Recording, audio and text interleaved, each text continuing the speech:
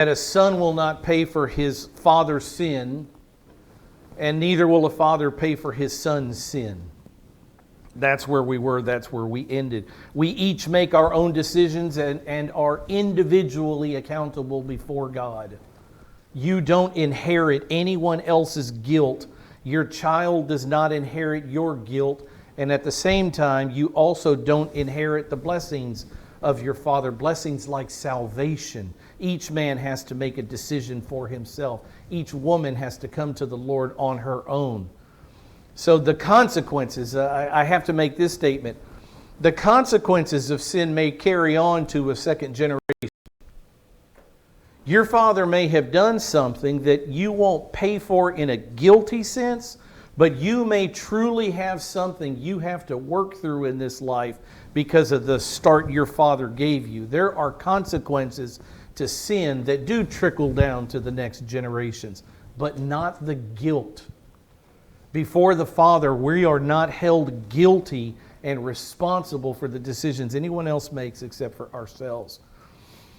How does this tie into the book of Judges? To get back into Judges, remember that the person, the Levite, that was in the book of Judges chapter 17 and 18, we finally found out at the end of 18, his name is Jonathan. And we also found out that he is Moses. He's Moses' grandson. The great Moses, Moses of Mount Sinai, Moses of the 10 plagues, Moses of the parting of the Red Sea. This man, Jonathan, who chose to walk away from Yahweh, is Moses' grandson. But just because he was Moses' grandson, he had no more privilege than anyone else in Israel. He also had to daily make decisions whether he would follow God or not, whether he would worship Yahweh or not. He didn't get a break and he didn't get a free pass because Grandpa was Moses. And it doesn't matter what you do, you're blessed anyway. It's not how it works. Jonathan, as we see, walked away from the Lord, at least at this period in his life. Jonathan is choosing not to worship God according to the rules God gave through his grandfather Moses, the Mosaic Law. Jonathan is choosing not to walk that road. Jonathan is choosing to walk his own road, away from God.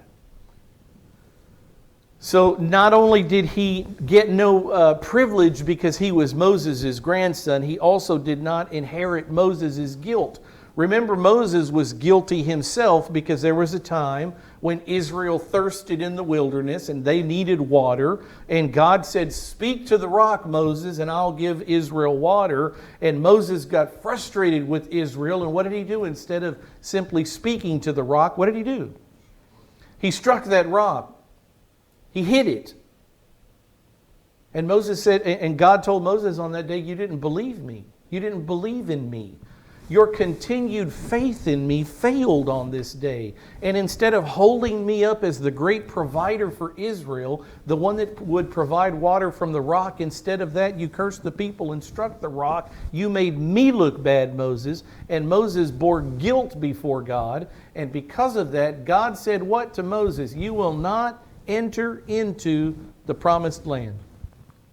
Because to whom much is given, much is expected." Jonathan didn't inherit that guilt from Moses. Jonathan didn't come into the world shackled with the guilt that his grandfather had struck the rock and couldn't go into the land. Jonathan is living peacefully in the land of Canaan. He didn't inherit the guilt that Moses accrued to himself. He also didn't inherit Moses' blessing of personal salvation. Jonathan had to choose. Do I believe in this Yahweh or not? Jonathan's choice. So you don't get the good from Dad, and you don't get the bad from Dad. Everybody makes his own decisions in this life. Everybody.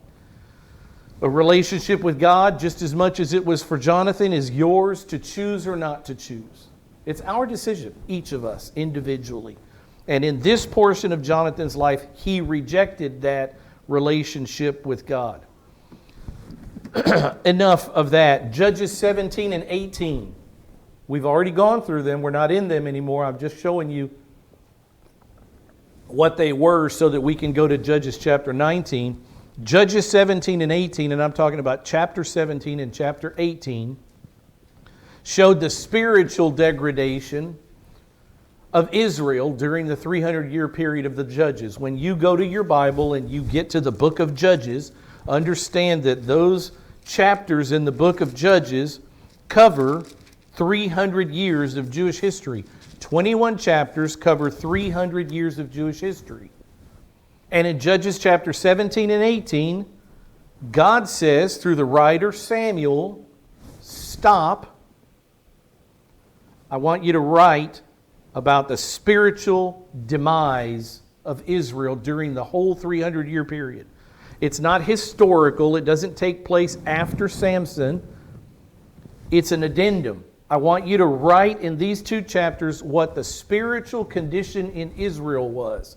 And we see that they weren't worshiping Yahweh properly. The person he uses as an example is Jonathan, the grandson of Moses. In the next 2 chapters, it's as if God tells Samuel, stop. Now, instead of writing about the spiritual condition of the nation, I want you to write about the moral condition of the nation. For 3 chapters, I want you to tell a story that shows that during this 300-year period of the Judges, Israel was morally bankrupt. And we have another Levite, interestingly. It's not Jonathan of the tribe of Levi, it's another Levite that has walked away from God. So Judges 19, 20, and 21 show the moral degradation in Israel during the same 300-year period. They weren't living properly. In 17 and 18, it shows they weren't worshiping properly. Remember Micah, the house of Micah, his house shrine, his idols, and all of those things. That's a spiritual issue. It's a worship issue. In Judges 19, 20, and 21, it talks about how they were living. What was going on socially? What were some of the events that were happening socially that would show us what the moral temperature of Israel was? So that's what we're talking about in Judges chapter 19, 20, and 21. What we're going to see, I just want to show you what we're going to see. The moral degradation in Israel during the period of Judges goes in this order. Any nation on earth, if you're a history buff, you could read about Greece, you could read about the great empire of Rome, and you will see this same order in every one of the great empires. Idolatry starts the ball rolling. There is no one God. We have multiple gods, or we have no gods at all. We'll worship self. But idolatry, the walk away from a worship of God, a focus on God, starts everything. And when you start saying there is no God, if there is no God who determines what's right and wrong, then is there a right and wrong? No. All of a sudden you get into this immoral activity because I'll determine what's right and wrong. We don't have a God that's determining what's right and wrong, or we have multiple gods that are really nothing more than big humans. I mean, how many times have you heard God called the big man upstairs? He's not the big man upstairs. He's eternal deity. He's perfection. He's not a man. He's not a big man. And he's not a big man upstairs. He's something entirely different. He's creator of all that exists. And so when you start reducing God and the gods that you worship to these nothing more than elevated humans, you start thinking, well, I can make up what's right and wrong in my own eyes. So the culture starts to lose an ideal of what is right and wrong, an absolute truth. Now, let me ask you something. Americans, is there absolute truth about things in this world? Are there things that are absolutely true and things that are without question absolutely false? Are there? Do you know how many people in this country who would say right now, you are all dead wrong? The colleges, the universities, the institutions are all preaching, I shouldn't say all, I get in trouble when I use that word sometimes. Most of them are teaching that there is no absolute. You get to determine what's right and wrong.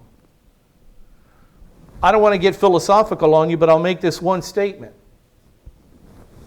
If I make the statement, there is no absolute truth, is that an absolute true statement? Am I trying to tell you I know that there is a truth and the truth is there is no truth? You get what I'm trying to say?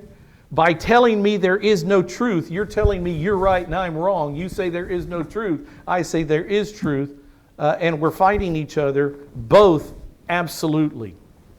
Maybe I lost you. Sorry. I know what I mean.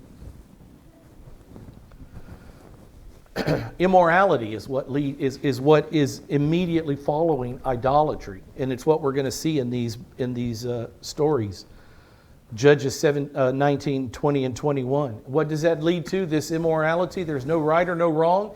If there's no right and there's no wrong and there's no consequence for my action, then what do I want more than anything? Pleasure. Right? If left to my own devices, if there is no right, if God doesn't say, Rick, don't do this or this or this, but you can do this and this, if that all goes away, then me as a human says, well, then I want to please myself. I don't want to please God. There is no God to please. I get to determine what's right and wrong. And what do we see as a result of that in Israel and every other people group that's ever lived on this planet? Sexual deviance. Go into Greece, Aristotle, Plato, all these great Greek philosophers, and you see a group of boys following behind them. I mean, it's just what happens.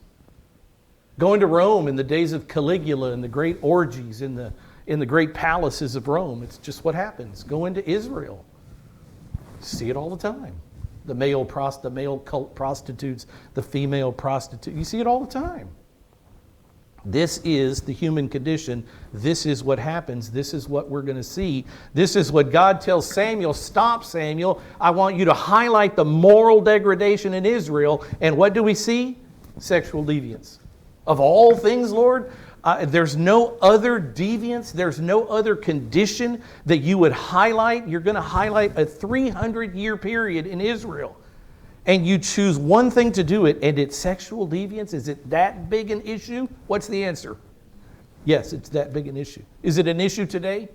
Yes, it's that big an issue. Because there's nothing new under the sun. And what are we going to see after that? The sexual deviance leads to what? Political struggle. What happens when people say, I want to please myself this way, and you have another group of people, maybe the church, that's saying, no, you can't please yourself that way. That's not what God wants. God says that's wrong. What happens?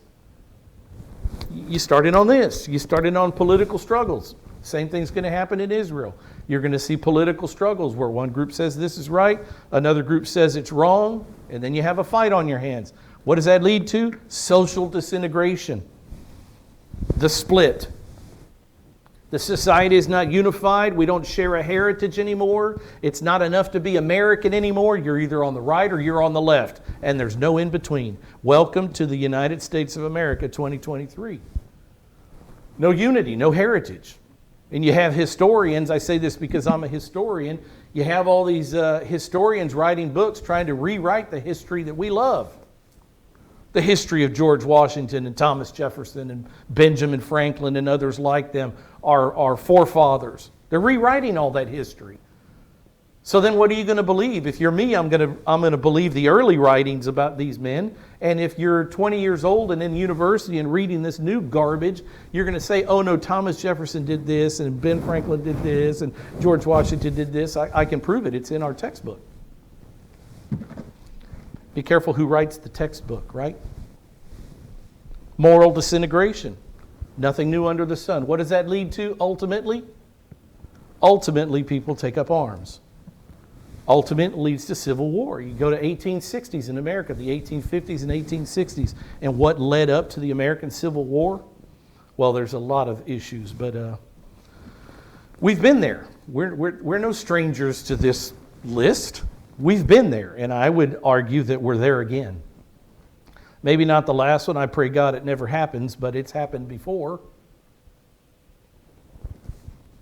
And it seems that we're quickly approaching that again. For 15 verses in Judges chapter... Judges. In Judges chapter 19, for 15 verses, the stage is set for this story. The stage is set for the story that follows. So 1 through 15, the stage is set. What's going on? What leads up to this horrific event? That's what the situation is. These verses introduce the characters and the scene that plays out after verse 15. In verse 1, this is what it says. Go with me through the Bible. Now it came about in those days when there was no king in Israel. What happens when there's no authority? When there's no right and wrong? Yahweh being the king? It leads into idolatry, immorality, sexual deviance. Exactly what's on the board is exactly what happens. And that's why that statement is there. They are in a downward spiral. There was no king in Israel, no authority. They weren't looking at Yahweh as the authority. I'll say something about that in a second. There was a certain Levite staying in the remote part of the hill country of Ephraim. And he took a concubine for himself from Bethlehem in Judah. So we have a Levite. Remember, Israel has 12 sons, 12 tribes. One of them is Levi. They are the ones set apart to be the priests to God, the mediators, the worship leaders between God and man. They're to be the teachers of Israel. Just like modern day pastors, that's who they were, the Levites. And so here we have another Levite who is living in Ephraim, which is one of the territories of Israel, very central. And he found himself a little girl that he liked. Didn't make her his wife, took her as a concubine. Because what do you do with the concubines? What are the concubines for? Look at the board. Tell me what the concubines are for. They're second-class wives. They don't have the authority of a wife. They don't have the power in the house. Sexual deviance is what the concubine is for. She's a play toy. She doesn't have the rights, the full rights of a wife. I wonder why it is that this Levite took a lower than wife for himself when Moses says, "For this reason a man shall leave his father and his mother and be joined to his wife, and they shall become one flesh." This is two people in marriage that become one. But the Levite hasn't chosen a wife. He's chosen instead to keep her a second-class wife, a concubine. The moral disintegration. I'll do what I think is right. Forget what Grandpa said. As we'll see in just a minute, it's going to be very interesting whose grandpa this Levite had. Who is the grandfather of this Levite is going to be a very interesting thing to find out in just a second. Any thoughts? Any guesses? Moses was the grandfather of the Levite in the spiritual degradation section. Who would you think would be the grandfather of the Levite in the moral degradation? Who? No? Let's see.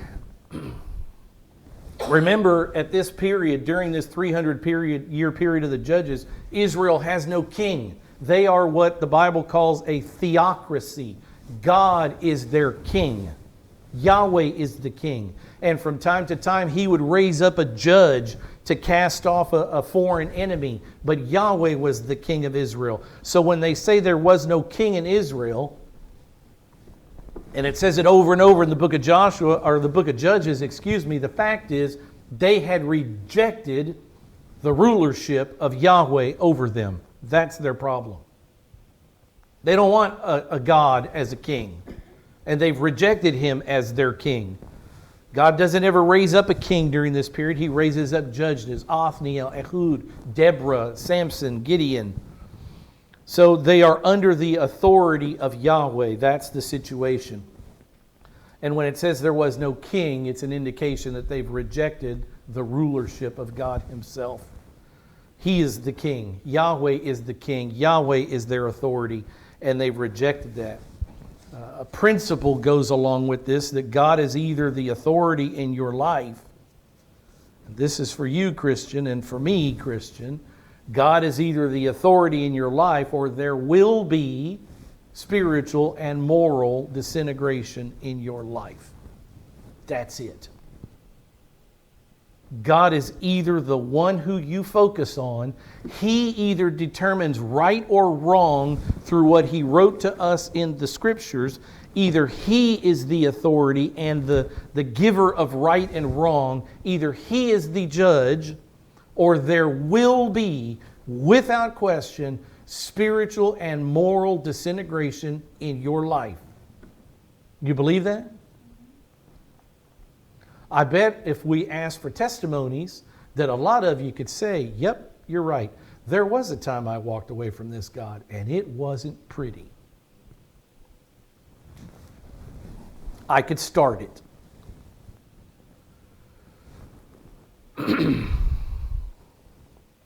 So we're seeing in these last chapters of the book of Judges the spiritual and moral failures in Israel because they chose to walk away from a relationship with their God. They were turning their backs on God, on the worship of God, on the learning of God, on the imitating God. They had turned their back on Him as He had commanded them to worship Him.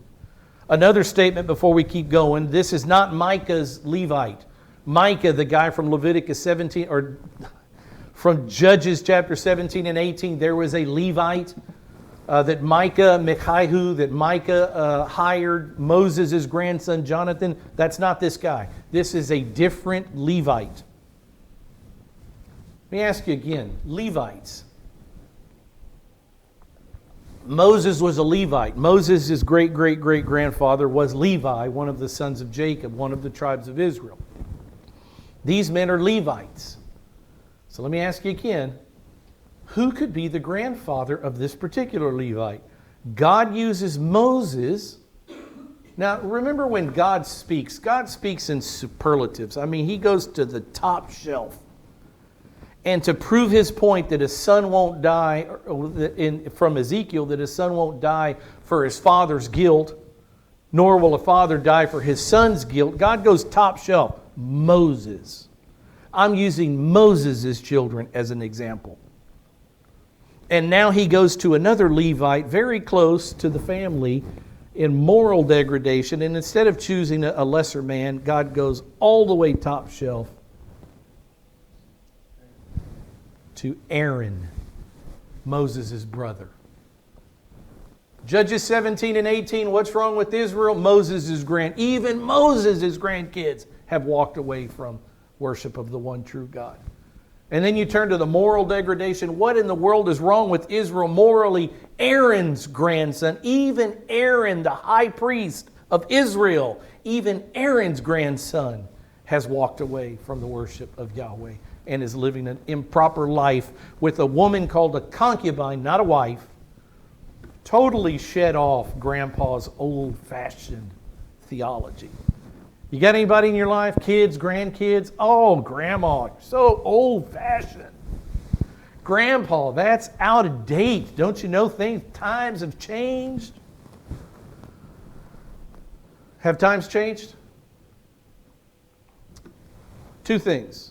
Ecclesiastes 1 verse 9. There's nothing new under the sun. New Testament verse, Hebrews 13:8. Jesus Christ the same. Finish it. Yesterday, today, and forever. Have times changed? Or are things just clocking along just like Solomon said they were in Ecclesiastes? What today brings happened yesterday. What tomorrow brings happened today. There's nothing new that takes place under the sun, which means here on earth. There's nothing new. Times haven't changed. People and Satan have found crafty ways to walk away from the living God. That's all that's changed. It's the names that have changed, not the people. It's just the names of the idolatry.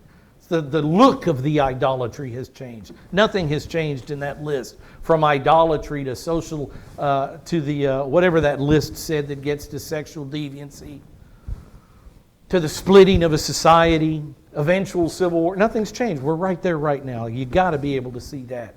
That what we see in the book of Judges is it's still as fresh and relevant today as it was 3,500 years ago when this actually happened.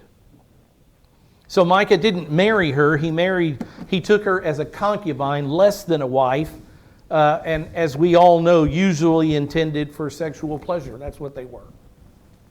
They were usually intended for sexual pleasure. This was never okayed, as we see here in Genesis 2:24. It was never okayed in the Mosaic Law to have more than one wife. You know, one time we were going to Camporete, the youth camp that I was involved with for almost 10 years, and I was thinking of subjects to teach on, and I wanted to pick a couple of men out of the Scriptures. And I wanted to go to the Old Testament and pick a couple of men who had done it right. And I went through these men, and I'm narrowing the choices down to men, obviously, who followed the Mosaic Law, who were married to one woman, one wife, according to the prescription that God gave Israel. You know who I found?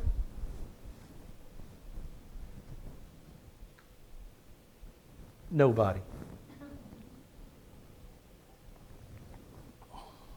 Surely David, a man after God's own heart,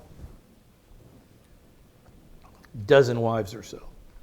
Maybe his son Solomon, the wisest man who's ever lived, 700 wives and 300 concubines, according to 1 Kings chapter 11. 700 wives. And as if 700 weren't enough to please Solomon, I'll take 300 little concubines too. 1,000 women at his disposal. I went to Hannah's husband, Manoah. I thought maybe Hannah's husband. No, more than one wife. Surely Abraham, the great father, Abraham. Yes or no? Abraham had Sarah as a wife, and after Sarah died, Abraham took a second wife, Keturah. So maybe Abraham qualified. But even the great men of Scripture, as you go through the names of the great men of Scripture, you can't find a whole lot of men who followed this one simple command. Nowadays, unless you get off into stranger sects and cults like Mormonism, where you find men married to more than one wife, nowadays, almost worldwide, at least in the first world countries, one man and one wife is a common thing. It's common. It's become social norm. But back then, even when God spoke through the prophets, came in dreams and visions in the time in which God did all those things, they couldn't even follow this one thing. And I wonder, what was it? What is it about a man that wanted to have a second wife? It's not the advice the wife gives, I assure you. What is it? What is it? What is it that wants you to have multiple wives and maybe a couple concubines on the side? You don't have to say it. You know what it is. There's nothing new under the sun. Satan keeps dangling this. So here we have another Levite who is supposed to be in full-time service to the worship of Yahweh, teaching Israel, leading Israel, bringing the sacrifices to God on behalf of the people Israel. Here we have another Levite breaking the law of Moses by not taking a wife for himself, but just taking a playmate, a concubine. When does this event happen in history? I'll show you why. It's Aaron's grandson. In the next chapter, we're going to read this in Judges chapter 20, verse 27. The sons of Israel inquired of the Lord. This is after the event takes place, after the sexual immorality takes place. And the sons of Israel go to God and say, what should we do about this?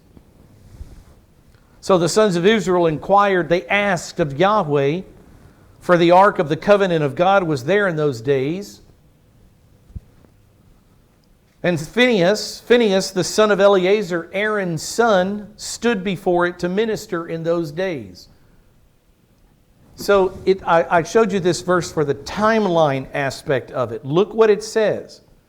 When these things happened, the events of Judges 19, 20, and 21, Aaron's son Eleazar, his son Phinehas was the high priest in Israel. Grandson of Aaron. We're talking about Aaron's grandkids. We're talking about Aaron's grandson's generation. That's what's going on here. And they said, shall I yet go out to battle against the sons of my brother Benjamin, or shall I cease? We'll get to that in a while. And God says, yes, go destroy Benjamin. Civil war. 11 sons against one son, Benjamin, because of their sexual immorality and the grossness of their crime against this Levite's concubine. So that's where we are. Verse 2, let's get back into the verse. Verse 2 says, but his concubine. So he takes a concubine, he treats her like a second-class wife, doesn't call her a wife, doesn't give her authority in the home that a wife would have. So how does she treat him? How does a woman respond? I had a pastor once say, when it comes to the way men treat women, you ladies can tell me whether this is a true concept or not, garbage in, garbage out.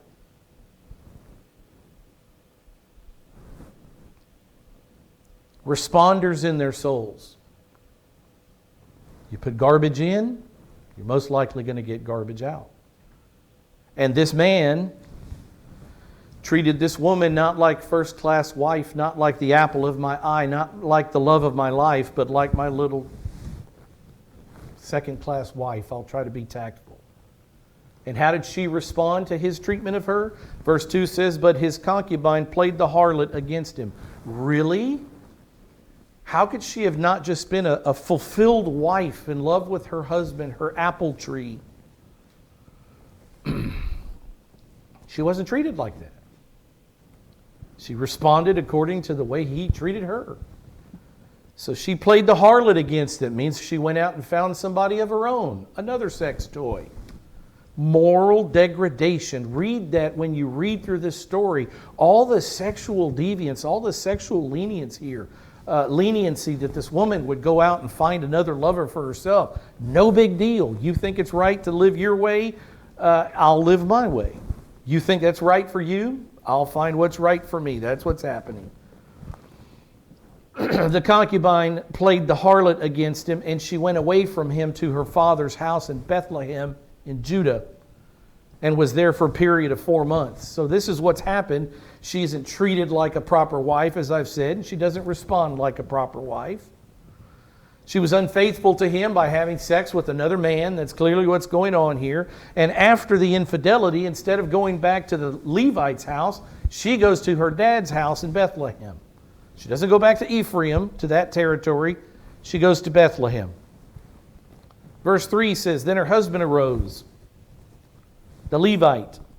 Her husband arose and went away after her to speak tenderly, that literally to speak from the heart, in order to bring her back. So he's decided, for whatever reason, I want my concubine back.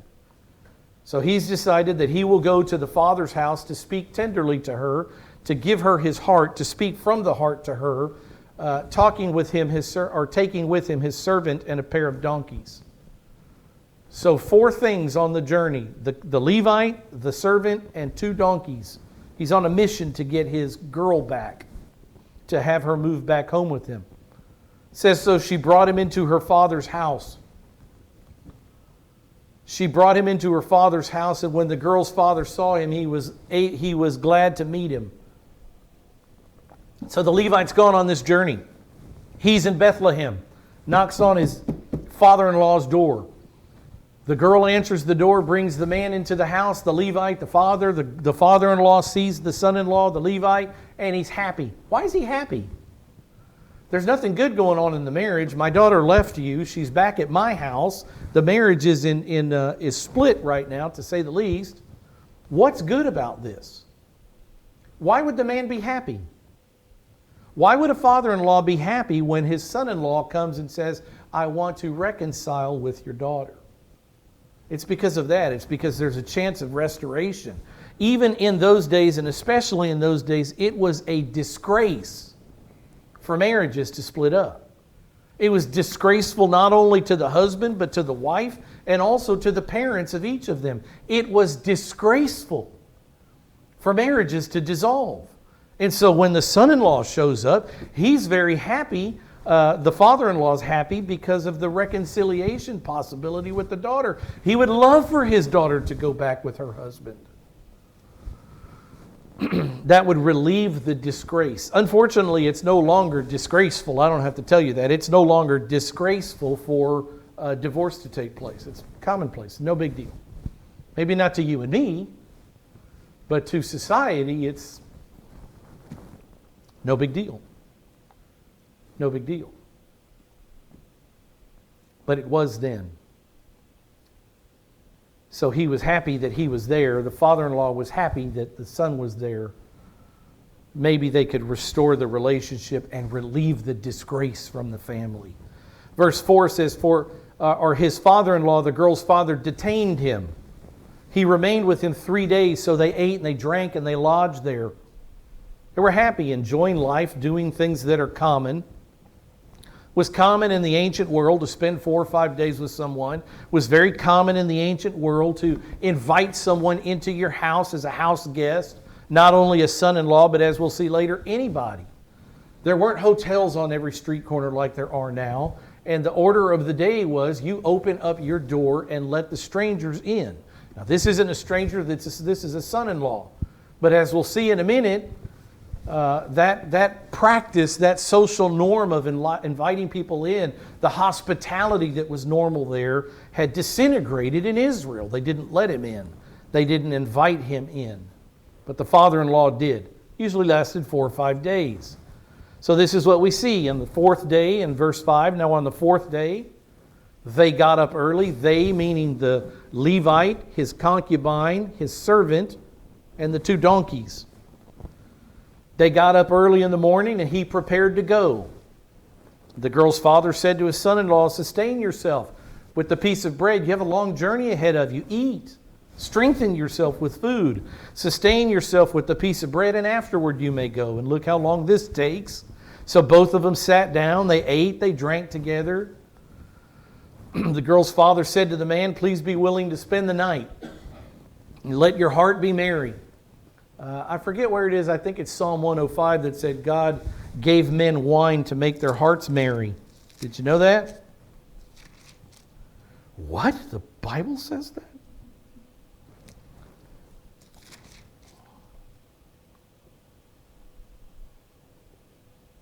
I'll find it. I'm not advocating everybody go out and buy bottles of wine. It's Psalm 104, verse 15, if you want to write it down. He causes the grass to grow for the cattle, vegetation for the service of man, that he may bring forth food from the earth, and wine that makes glad the heart of man, oil to make his face shine, and bread which strengthens man's heart. Psalm 104, verse 15. For all of those who say, you can't do that. Didn't Jesus turn water into wine? Come on, wake up. Legalist, wake up.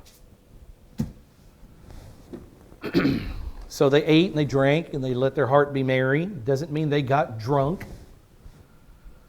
The man arose to go, but his father-in-law urged him so that he spent the night there again. So now we move into the 5th day, verse 8. On the 5th day he arose to go early in the morning. Same thing. The Levite, his concubine, the servant, the 2 donkeys were ready to go. Let's go. It's time to go back to Ephraim, the father said. The girl's father again. Sustain yourself and wait until afternoon. So both of them sat and they ate. When the man arose to go along with his concubine and his servant, his father-in-law, the girl's father, said to him, behold, now the day has drawn to a close. So we're coming on sunset now. 4, 5 o'clock, I would think, is what time this was. The day has drawn to a close. Please spend the night. The day is coming to an end. Spend the night here that your heart may be merry. Let's have a little bit more of that good wine. And then tomorrow you can arise early for your journey so that you may go home. But look at what it says in verse 10. But the man was not willing to spend the night. The Levite says, enough, I need to go back to my own home. And so he arose and he departed. What time is he leaving? Too late in the day. It's getting dark almost. He arose and departed. He came to a place opposite Jebus, that is Jerusalem. And there were with him a pair of saddled donkeys. His concubine also is with him. And let's not forget the servant. A quick map of the area. Oh, that's not supposed to be there. A quick map of the area shows you this little square right here in the area of Israel. You see Ephraim right here. That's where they're trying to get back to. They're down here in Bethlehem, and they're trying to travel north into Ephraim. This is a close-up map of that event. So here we are in Bethlehem. What is that? Oh no, that's Gibeah. So just to give you some distance, because distance is important.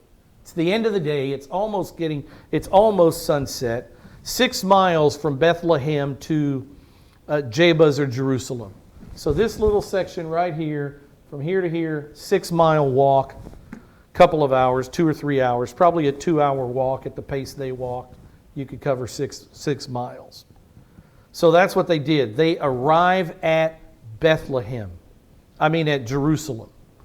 Ancient name was Yebus. The Jebusites lived in this area.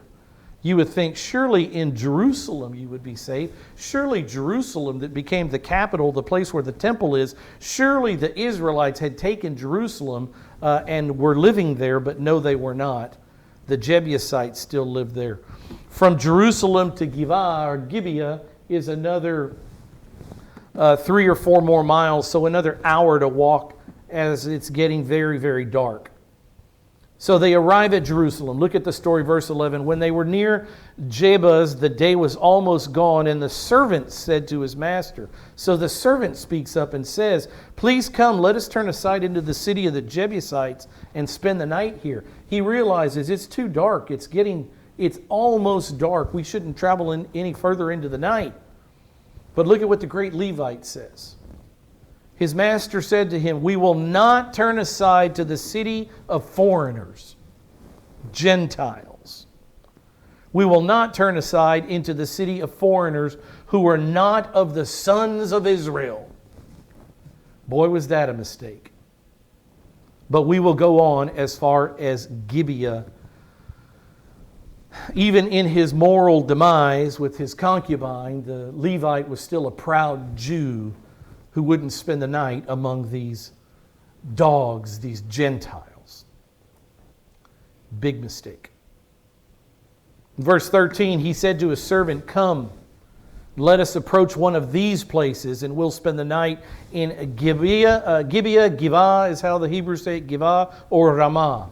We are going to pass Jebus, Jerusalem, because Gentiles live there, not Jews, and I will not spend the night with Gentiles. We are going to where we're safe and where we're secure among our own people, the chosen people of God, the Jews." So they passed along and they went their way, and the sun set on them near Gibeah, which belongs to Benjamin. So they have entered into Gibeah, and look what it says in verse 15. They turned aside there in order to enter and lodge in Gibeah. So they have gone the 6 miles. The Levite says, "I will not stay here with Gentiles." So they travel on another 3 or 4 miles. They arrive at Gibeah, and they decide here among the Jews in a Jewish city, here's where we will spend the night among our brothers, the tribe of Benjamin. When they entered, they sat down in the open square of the city. Look what it says, "For no one took them into his house to spend the night." What about that ancient Near East hospitality? In Israel, things had disintegrated. They weren't even taking people, even their own people, even the Jews. They were supposed to take even foreigners, Gentile travelers into their homes. They aren't even taking their own people into their homes. Moral disintegration. Socially, the place is coming apart. Things aren't happening the way they used to in Israel. So social norms are being abandoned. Structure is disintegrating. Look what it says, even Job. A quick verse from Job. When Job was defending himself and his righteousness, Job said, "The alien has not lodged outside, for I have opened my doors to the traveler." One of the things Job says, I'm doing right. God shouldn't be punishing me like this because I'm doing things right. One of the things he says he's doing right is allowing the alien to lodge inside his home. The foreigner. The Gentiles. The alien has not lodged outside, for I have opened my doors to the traveler. By the time we get to the days of the judges, Israel has shut their doors. Hospitality is gone. Do you see that today at all? Just things you say, man, 10 years ago it wasn't like this. 20 years ago for sure. 50 years ago without question. But we see things changing in America. The social structure, it's just not what it was even 10 years ago. It's not the same anymore. Because the society is breaking down because we keep walking away from God. So it was a disgrace in Israel. As fellow Jews came into your town, it was disgraceful not to let a Gentile stay with you. But to not let a fellow Jew stay with you was an absolute disgrace. Not just a social faux pas, not just something that you stumbled on, you missed. You should have done it this way, but you made a mistake. We've gone beyond that. Now we're talking about taking care of your brother, being your brother's keeper. And Israel has walked away from that. Now he's on his own. That's where they're at. Don't open their doors. Don't give in generosity. Don't help. That's where Israel is. They're self-absorbed. Listen to some of these thoughts. They're self-absorbed. They're paganized. They haven't turned the Canaanite world into good Mosaic law following Gentiles. What has happened is the pagan Canaanite world has turned Israel into garbage. Because what does the book say? One bad apple spoils the bunch. A little leaven leavens the whole lump. The lump never makes the leaven good. The leaven makes the lump bad. Biblical fact. And so here you have Israel in with these Gentiles, these pagan, Gentile, idolatrous, non-Yahweh worshiping people. And Israel didn't pull them up to worship Yahweh. They drug Israel down to walk away from Yahweh. That's where we're at. Total, complete social disintegration in Israel. Self-absorbed, paganized, Canaanized culture in Israel. And I guarantee you it started one compromise at a time. One compromise. Let's not make a big issue out of that. One compromise at a time. And then things just start snowballing down the hill.